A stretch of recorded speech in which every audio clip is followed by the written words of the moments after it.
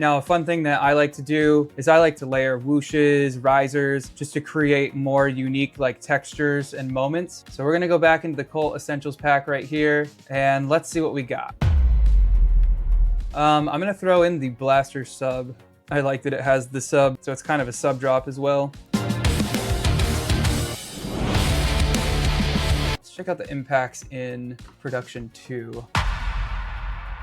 I'm just gonna go ahead and throw this clap one in here because it has like the high end that I'm looking for. Let's hear how those sound together. I'm gonna find another riser or whoosh kind of thing. Let's try it, let's bring it in.